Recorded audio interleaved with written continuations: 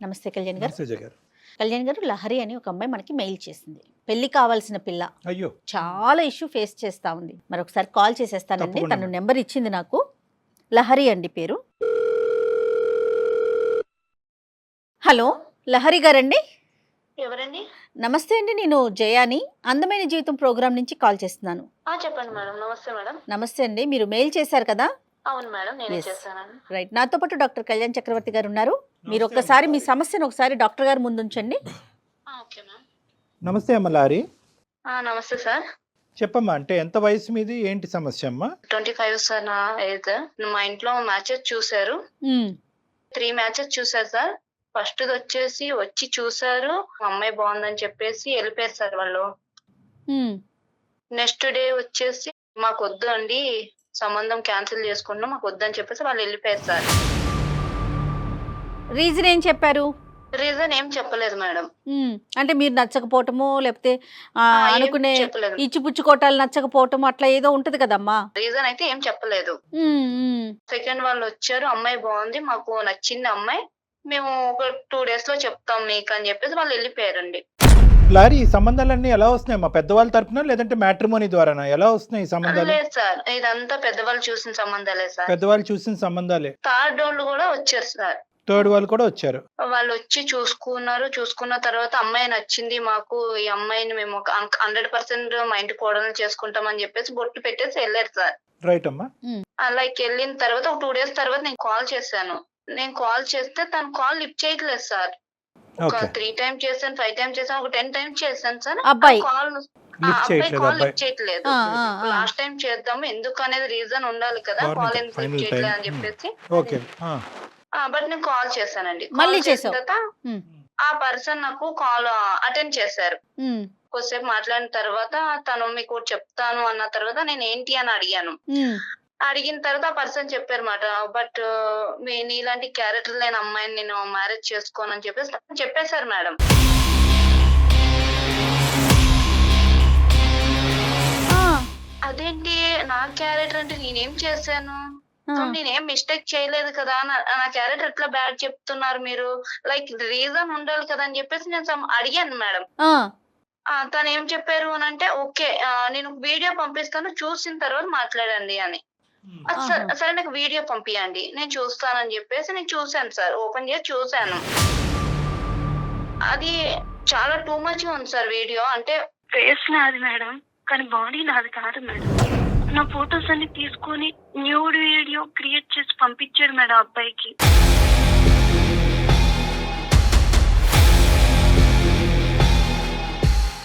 నాకు అసలు ఏం అర్థం కాలేదు మేడం, చూడడానికి చాలా దరిద్రంగా ఉంది మేడం. ఖచ్చితంగా ఏంటంటే పెళ్లిని చూడటానికి వచ్చేటటువంటి ప్రతి అబ్బాయి యొక్క నెంబరు ఈ ఎవడైతే కనుక ఈ వీడియోలు తయారు చేసి అందరికి డిస్ట్రిబ్యూట్ చేస్తున్నాడో వాడి వరకు చేరుకుంటున్నాయి.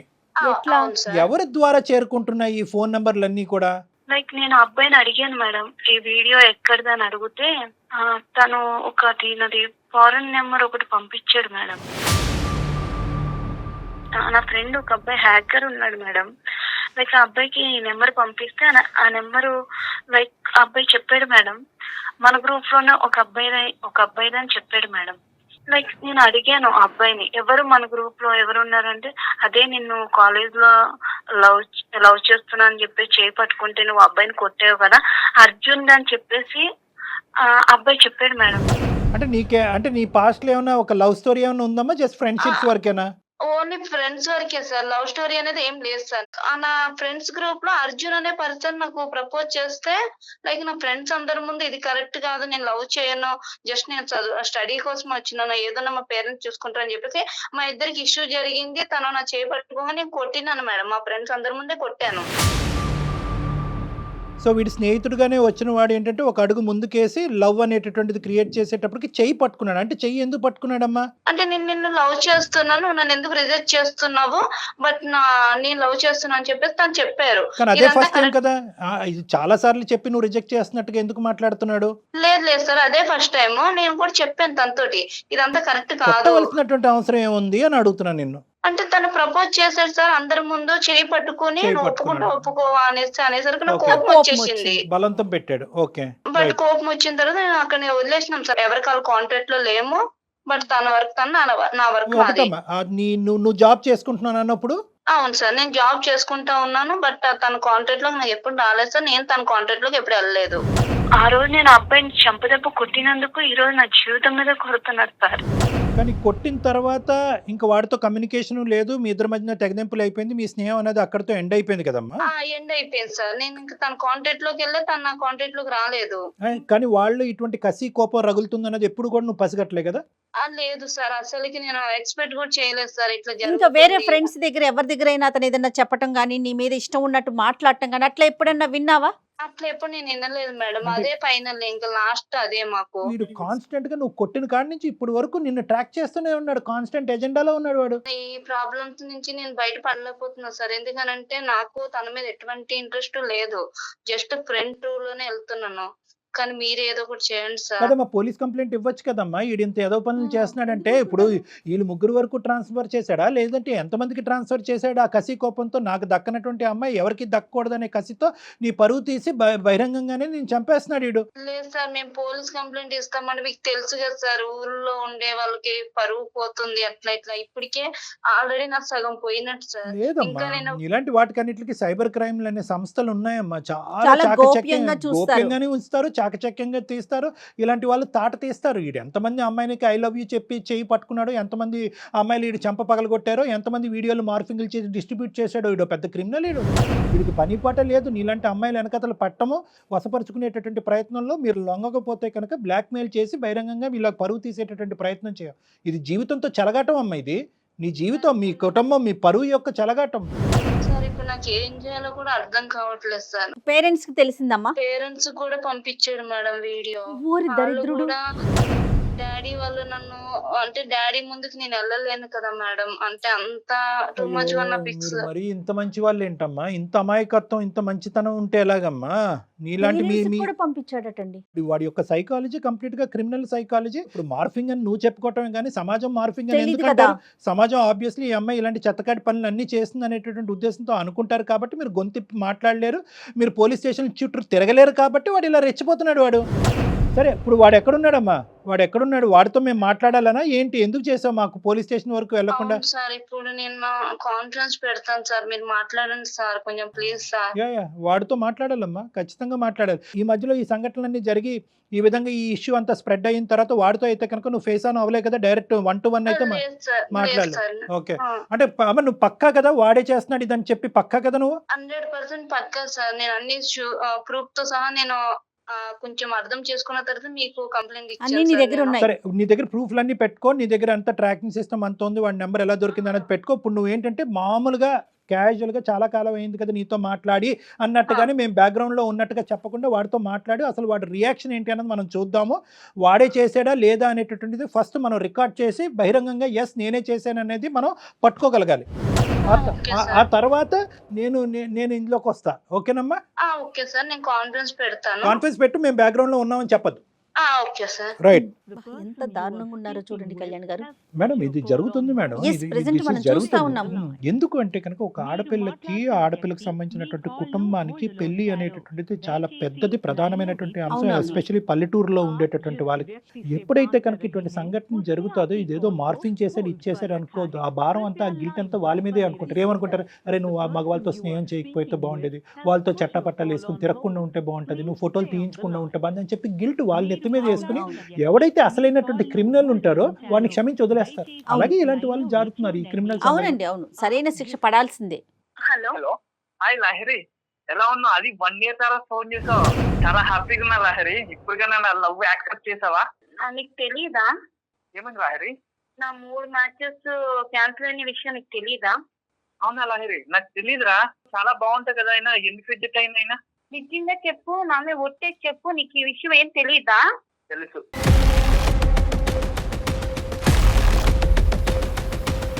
తెలిసి ఉంటే ఎందుకు చేసావు? నేను నిన్ను ఇష్టపడ్డా లహరి. నువ్వంటే నాకు నీకు చాలా ఇష్టం. అర్థమవుతుందా? నీకు అర్థమవుతుందా? నేను నిన్ను ఫ్రెండ్ రూల్ లోనే చూసాను, లవర్ రూల్ లో చూడలేదు.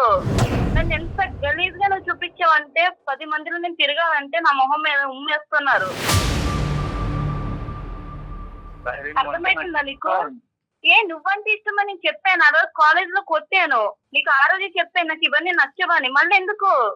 నువ్వంటే ఇష్టం లహరి, నిన్ను నేను తప్ప వేరే వాళ్ళు ఎవ్వరు చేసుకోవడానికి ఎందుకంటే నువ్వు అంటే నాకు ఇష్టం. ఇష్టం అంటే ఇద్దరు పర్సన్స్ ఉండాలి, ఒక్కరికే ఉండకూడదు ఇష్టం అంటే. లైక్ నేను ఎప్పుడు నేను అలా చూడలేదు, ఎందుకంటే నా లైఫ్ మొత్తం ఖరాబ్ అయిపోయింది. వాళ్ళు ముగ్గురు నన్ను ఎంత గలీజ్ గా మాట్లాడారు తెలుసా? ఫ్యామిలీ కూడా సఫర్ అవుతుంది నీ వల్ల. నిన్నైనా నువ్వు నాకు ఇష్టం లహరి, నీకోసమే నేను ఇదంతా చేస్తున్నా. మన ఇద్దరు హ్యాపీగా ఉందామని ఇదంతా చేస్తున్నా. 3 సంబంధాలు కాదు 30 సంబంధాలు వచ్చినా 3 లక్షల సంబంధాలు వచ్చినా నేను చెడకొడతా లహరి. ఎందుకంటే నువ్వు నాకు ఇష్టం, నువ్వు నాకు తప్ప ఎవ్వరికి వెళ్ళకూడదు, నువ్వు నాకే సొంతం.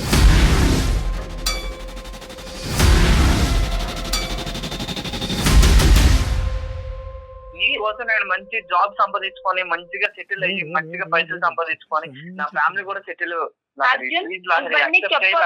ఇవంతా నాకు చెప్పొద్దు, అర్థమైందా? నేను సుమన్ టీవీ వాళ్ళు కంప్లైంట్ చేసినాను, వాళ్ళు లైన్ లో ఉన్నారు, వాళ్ళతోనే మాట్లాడి నీ లెక్క ఏందో నువ్వు తెలుసుకో. బాబు అర్జున్, చెప్పండి సార్. నా పేరు డాక్టర్ కళ్యాణ్ చక్రవర్తి, సుమన్ టీవీ అందమైన జీవితం నుంచి మాట్లాడుతున్నాం. లహరి మాకు కంప్లైంట్ పెట్టింది, అర్థమైందా? ఇలా నీ దగ్గర నుంచి ఒక భయంకరమైనటువంటి హెరాస్మెంట్ వస్తుంది. నేను ఏంటంటే ఈరోజు చచ్చిపోలేక ఇంకా ఆఖరి ప్రయత్నంగా మీకు ఫోన్ చేశాను. మా కుటుంబ పరువు అంతా కూడా రోడ్డు మీద పడింది, ఇటువంటి పరిస్థితుల్లో నాకు హెల్ప్ చేయండి సార్ అని మమ్మల్ని అప్రోచ్ అయ్యింది, రిక్వెస్ట్ చేసుకుంది. కాబట్టి మేము ఇన్వాల్వ్ అవుతున్నాం, ఆ అమ్మాయి తరపున మేము మాట్లాడుతున్నాం. అసలు నీ కథ ఏంటమ్మా? మేము డిగ్రీ ఫస్ట్ ఇయర్ లోనే నేను ప్రపోజ్ చేశాను సార్ తనకి. ప్రపోజ్ చేస్తే నా ఫ్రెండ్స్ అందరి ముందు తను నన్ను రిజెక్ట్ చేసి నన్ను కొట్టింది సార్. కొట్టిన తర్వాత 2 years వరకు బాగానే ఉన్నాను సార్. ఆఫ్టర్ తర్వాత ఎవరు లైఫ్ వాళ్ళు చూసుకున్నా సార్, నేను మంచిగా జాబ్ సంపాదించుకుని ఉన్నా సార్. తననే నన్ను అందరి ముందు అవమానించింది సార్. ఆ పగతో నేను తనకు వచ్చిన మ్యాచెస్ అన్ని నేనే కావాలనే వీడియోస్ ఫార్వర్డ్ చేశాను సార్. ఇంతకుముందు ఫోన్లో మాట్లాడినప్పుడు నువ్వంటే ప్రేమ, నువ్వంటే పిచ్చి పిచ్చి అని చెప్తున్నావు కదా, అంటే ప్రేమ పిచ్చి కాదా నీకు? అమ్మాయి మీద పగుందా? పగతో కూడిన ప్రేమ మేడం. సినిమాలు బాగా చూస్తావారా నాయనా? అన్ని డైలాగులు చెప్తున్నావు. నా ప్రేమ మీకు కనిపించట్లేదు? కనిపించదు బాబోయ్, ఇలాంటి ప్రేమలు ఓన్లీ సాడిస్ట్ గాళ్ళకి సైకోపాత్లకే కనిపిస్తాయి. మాకు కనిపించవు బాబు, మాకు అర్థం కావు, మాకు కనిపించవు. వేరే వాళ్ళ ఆడపిల్లల జీవితాలతో ఆడుకునేటటువంటి నీ నేచర్లో ప్రేమ అనేటటువంటి పదాన్ని దయచేసి పక్కన పెట్టేసి క్రిమినల్ మైండ్ సెట్ ఉన్నవాడిని నేను అని అను.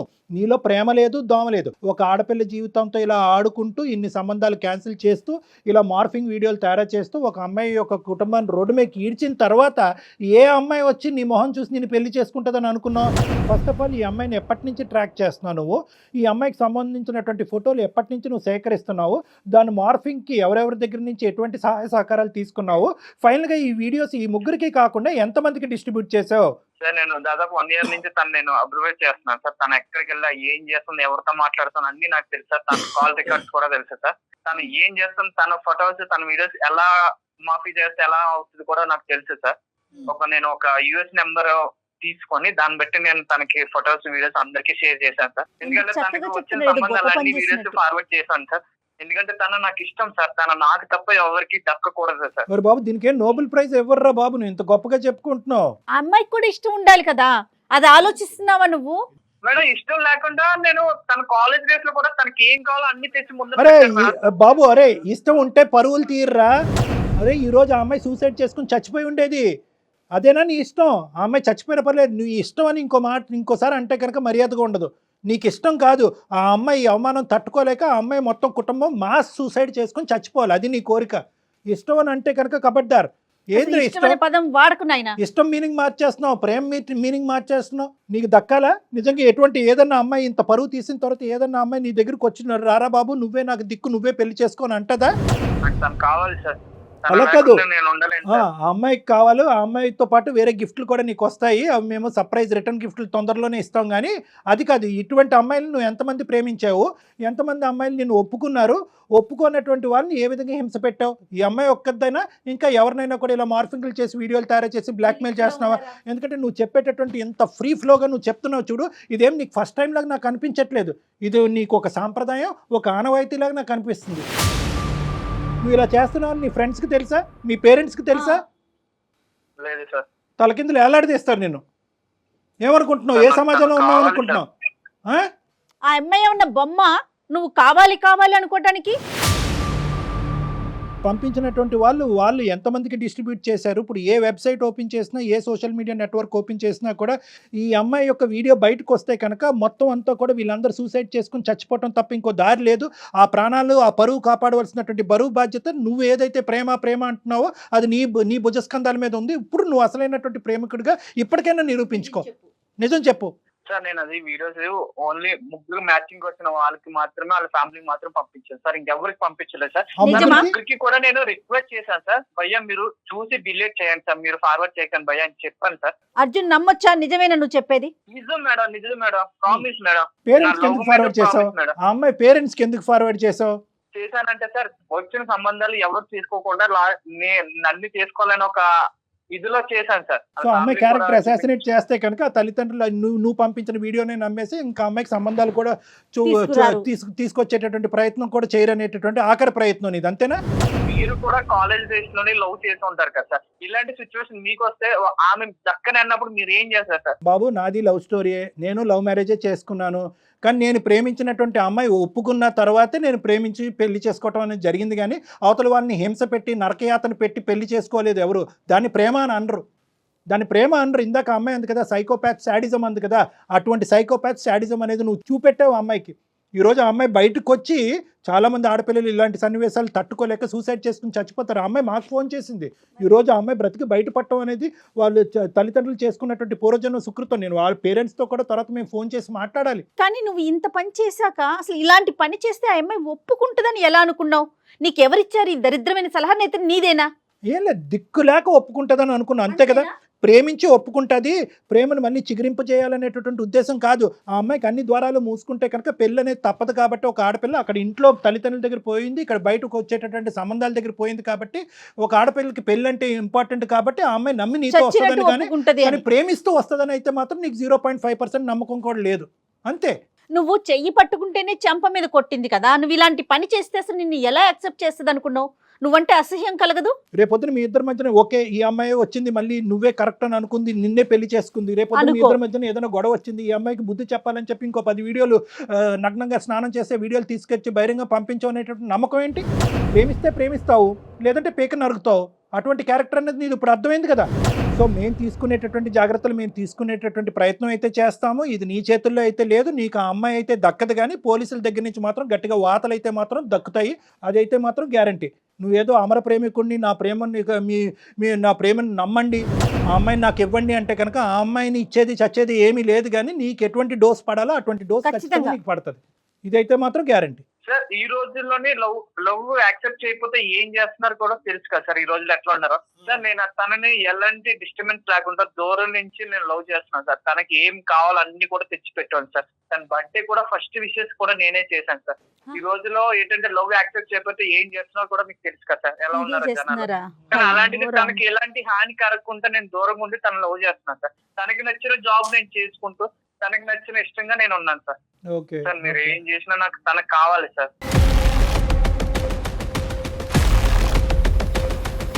సార్ అడిగేదేంది అర్జున్, నువ్వు ఆ రోజు నువ్వు చేయబట్టుకున్నందుకే చెంప చెల్లు అనిపించాను, ఇంకా చెప్పుతో కొట్టలేదు, సంతోషించు.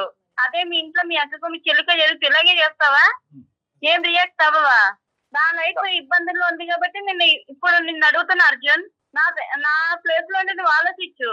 రోడ్డు మీద కూడా వెళ్ళలేకపోతున్నా నేను, నువ్వు ఎదురుగుండా వస్తే నరకడం తప్ప ఇంకేం లేదు తెలుసా? నీలాంటి ఎదవని లవ్ చేసే కన్నా మా ఇంట్లో మా పేరెంట్స్ ఉండిపోవడం నయ్యం. నువ్వు ఫ్రెండ్ రా, అర్థమైందా? నా కొడుకు నువ్వు గానే నాకు ఎదురుగుండా కనిపిస్తుంది అనుకో, చీర్ పడేస్తా చెప్తున్నా.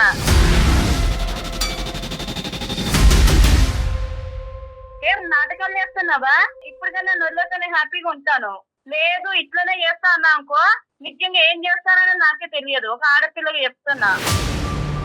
చాలా ఆ అమ్మాయి దగ్గర నుంచి వచ్చింది చాలా అని అన్నామే కానీ మా దగ్గర నుంచి వచ్చింది చాలా అనలేదు. మేము తీసుకునే పోయేటటువంటి స్టెప్స్ ఇంకా ఉంటాయి. ఎందుకంటే ఇక్కడతో మేము అయిపోతే కనుక ఆ అమ్మాయికి ఫ్యూచర్లో చాలా అన్యాయం జరగచ్చు.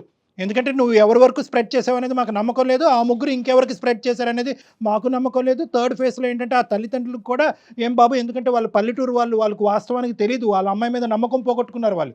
సో వాళ్ళకి కూడా మేము ఫోన్ చేసి వాళ్ళతో మాట్లాడి, ఏమండి ఇది వాస్తవం కాదు, ఒక దరిద్రుడు చేసినటువంటి ఒక అన్యాయమైనటువంటి నీచమైనటువంటి పని అనే విధంగా వాళ్ళకి కూడా మేము సర్ది చెప్పాల్సినటువంటి అవసరం ఉంది. నీ ఫోన్ ఎక్కడున్నా చెప్పమ్మా చెప్పమ్మా. అర్జున్కి ఎలాంటి యాక్షన్ కూడా తీసుకోండి సార్, ఇలాంటి వాడిని మాత్రం అసలు లేదు వదలొద్దు సార్. ఎందుకంటే నేనంటే ఇప్పుడు ట్రబుల్ అవుతున్నాను, నా ప్లేస్ లో ఇంకొకరు ట్రబుల్ కరెక్ట్ అవ్వకూడదు. అమ్మా, ఖచ్చితంగా అమ్మా. ఈ రోజు నన్ను వదిలేసినా కూడా రేపొద్దు ఇంకొక అమ్మాయి కూడా ఇట్లానే ఖచ్చితంగా మా అవుతుంది. అమర ప్రేమికుడు అనే లేబుల్ వెనకాతలో ఒక భయంకరమైనటువంటి శాడిజం చూపెట్టేటటువంటి మూర్ఖత్వ స్వభావం ఉన్నటువంటి వాళ్ళు వీళ్ళనైతే కనుక ఇట్టే వదలవమ్మా. ఒకప్పుడు నువ్వు వదిలి క్షమించండి అని అన్నా కూడా మేము వదిలేదే లేదు, ఎందుకంటే నీలాంటి ఆడపిల్లలు ఎంతమంది ఇక్కడ క్యూలో ఉన్నారు అనేది కూడా కనుక్కోవాల్సినటువంటి అవసరం ఉంది.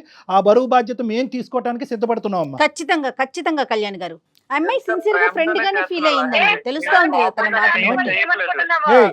ఇంకా నువ్వు మాట్లాడకు అర్జున్, నీకు ఇంకా మాట్లాడే అర్హతే లేదు. ఇంకా మాట్లాడే అర్హత లేదు. నువ్వు ఎక్కడికి తప్పించుకోవాల్సిన ప్రయత్నం చేసినా కూడా నిన్ను మాత్రం పట్టుకునే తీరుతాం మేము. అమ్మ నువ్వు జాగ్రత్తగా ఉండు, తర్వాత ఏం చేద్దాం అనేది మేము ఇది అయిపోయినాక ఒకసారి నీతో మాట్లాడతాను, సరేనా? సరే మేడం, సరే ఓకే. మేడం, ఓకే థాంక్యూ అమ్మా. మేడం. నాకు ఇంకా help ఇంకా అతనితో నువ్వు కాంటాక్ట్ లోకి వెళ్ళక తల్లి. జాగ్రత్త అమ్మా, సేఫ్ గా ఉండమ్మా నువ్వు. Okay sir. Right right. పెట్టండి సార్, ఇంకా అసలు అతనితో మాట్లాడాల్సిన అవసరం కూడా లేదు మనకి. చిచ్చి చిచ్చి చిచ్చి, ఎంత ఘోరంగా ఉన్నారండి, ఎలా ఆలోచిస్తున్నారు. ఇమీడియట్ గా యాక్షన్ తీసుకోవాలి మేడం. ఖచ్చితంగా ఎందుకంటే కళ్యాణ్ ఇంతవరకు గారు. వచ్చిన వాడు ఇంకా అమ్మాయి మీద ఇంకా ఏమైనా ఇప్పుడు మనం మాట్లాడినాక ఇంకొంచెం ఏదైనా అవ్వచ్చు కదా, వచ్చేవాడు డెఫినెట్ గా మాట్లాడదామండి. ఇమీడియట్ గా ఒక యాక్షన్ ఏదైనా తీసుకో. డెఫినెట్ గా అండి, డెఫినెట్ గా. రైట్ అండి, నమస్తే. 30 నిమిషాలలో నొప్పి లేకుండా వేడికోస్ స్వయం చికిత్స ఆవేశ హాస్పిటల్ హైదరాబాద్.